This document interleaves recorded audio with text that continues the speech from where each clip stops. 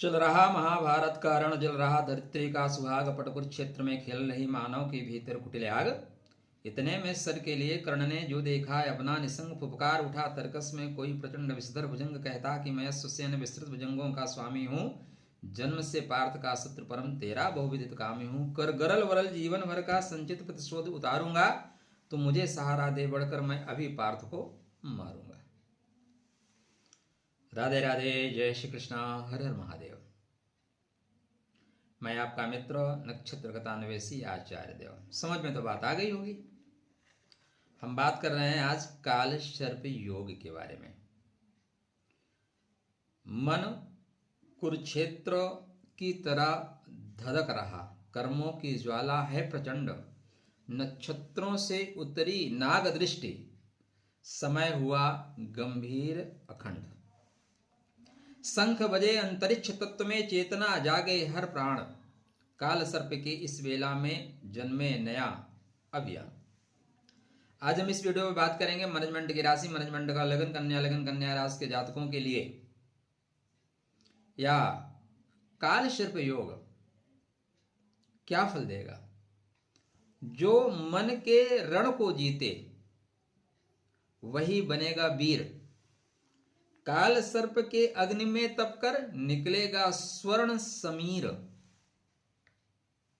राधे राधे, जय श्री कृष्ण, हर हर महादेव। चैनल को सब्सक्राइब कर लीजिए, नहीं मैं तो भाव विभोर होकर बोलूंगा और आप भाव विभोर होकर बाद में नहीं करेंगे। वीडियो पसंद आएगा तो लाइक कर लीजिएगा, नहीं पसंद आता तो जिससे छोड़ दिया जाता है छोड़ दीजिएगा, डिसलाइक कर दीजिएगा। बीच की स्थिति मत रहिएगा, या तो लाइक डिसलाइक कर लीजिएगा, ठीक है ना। तो काल सर्प महाघोरे कर्म व्यूह प्रजायते, सूरो धैर्य समाश्रितम विजय मार्ग लभेत। यदि आप सूरवीर हैं, आप धैर्य के साथ आगे बढ़ने वाले हैं, तो यह काल सर्प योग व्यूह कर्म व्यूह तो बनाएगा, लेकिन आपको विजय श्री मिलेगी। कहाँ बन रहा है भाई? तो यह बन रहा है छठवें घर और 12वें घर में। छठवें घर 12वें घर को कहते क्या है? तो महापद्म नामक काल सर्प योग का सृजन होगा। पहला पॉइंट ये काल सर्प दोष होगा कि काल सर्प योग होगा। दूसरा पॉइंट ये, इसको काल सर्प कहते क्यों है? जब राहु केतु के मध्य सारे ग्रह आ जाएं, इसको बोलते हैं काल सर्प योग। यह योग 23 फरवरी को जैसे मंगल कुंभस्थ होंगे आ जाएगा, और यहां से लेके 1 अगस्त तक रहेगा। 1 अगस्त को शुक्रदेव कन्या राशि में चले जाएंगे तो टूट जाएगा। लगभग 159 डेज के लिए नाग युग, सर्प युग प्रारंभ हो रहा है, ऐसा आप कह सकते हैं। तो चलिए मैं आपको पहले ही बता देता हूं कि यह क्या प्रभाव होगा। नहीं, पहले ही बता देता हूं इसको काल सर्प योग कहते क्यों है। राहु का जो देवता है उसका नाम है काल, और केतु का जो देवता है उसका नाम है सर्प। इन दोनों देवताओं के मिलन से बनता है काल सर्प योग, ठीक है। तो खष्टस्ते रावे घोरे द्वादशे केतुर स्थिते, संघर्षेण जया प्राप्ते धैर्येण भवति सिद्धता। जब राहु 6वें भाव में और केतु द्वादश भाव में हो, तब संघर्ष के माध्यम से ही विजय और धैर्य से सिद्धि मिलती है। इस योग को महापद्म नामक काल सर्प योग बोलते हैं। यह योग ही बनेगा, दोष नहीं बनेगा। क्यों बनेगा भाई? आपने कुछ पैसा वैसा दिया है क्या? कन्या लगन कन्या राशि के लिए राहु खराब नहीं होते। राहु आपके बर्थ चार्ट में कर्म के घर में है, शत्रु के घर में है और धन के घर में है, इसलिए राहु खराब नहीं देंगे। सकारात्मक फल यह मिलेगा, शत्रु पे आप विजय प्राप्त करेंगे। कठिन परिस्थितियों में विश्लेषण करने की क्षमता आपकी बढ़ेगी। जितना कठिनाई उतना फायदा। सेवा में, चिकित्सा में, रोग में, रिसर्च में, आध्यात्म में, साधना में सफलता मिलेगी। कर्म सुधार का अवसर मिलेगा। ये जो आप देखें ना, तो हमारा जो प्रथम चक्रा होता है ना, मूलाधार, इस सर्पाकार होता है। और सर्प नकारात्मक उन्हीं के लिए जो सर्पों को अनुकूल करना नहीं जानते। नहीं, गले में टांग के टहलिए ना, कोई टेंशन नहीं है।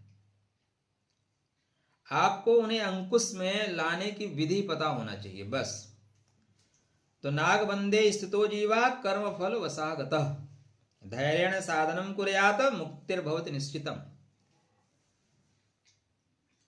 भगवान राम और लक्ष्मण को नाग फांस लगा था, कहानी पता है ना। फिर भगवान विष्णु के वाहन आए और उन्होंने काट दिया। मतलब भगवान विष्णु की शरण लेनी पड़ेगी। पॉइंट क्या है, हमारे जो पुराण हैं उनमें जो कथाएं हैं ना वो एक माध्यम से कही गई, लेकिन कथाएं बड़ी सुंदर हैं। अब कुछ लोग मूर्ख टाइप लोग होते हैं, उनको सिर्फ कहा से कबूतर तो कबूतर पकड़ के रखेंगे, आगे नहीं बढ़ेंगे। नहीं, आगे बढ़िए। तो यहाँ पे संदेश जो आ रहा है आपके लिए, पूर्णता बाहरी नहीं अपितु आंतरिक शुद्धि का यह समय होगा।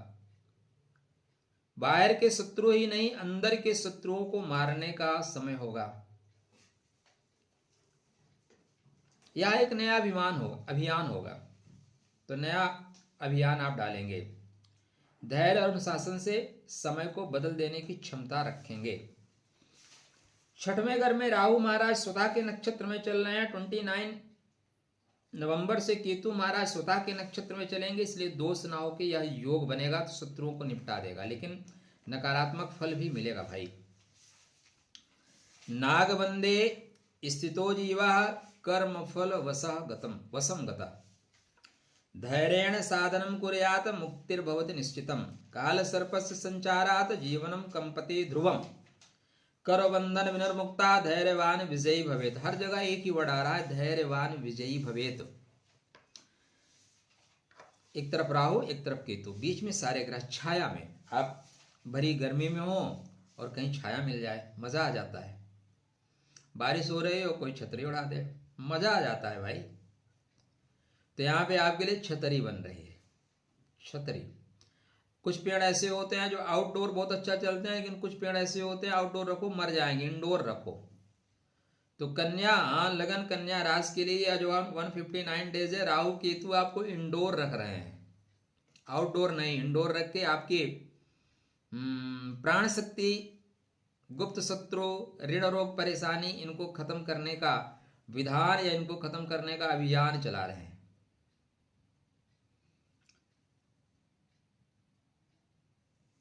कोई पुराना मर्ज है, पुराने रोग हैं, पुराने शत्रु हैं, उनको निपटा दिया जाएगा।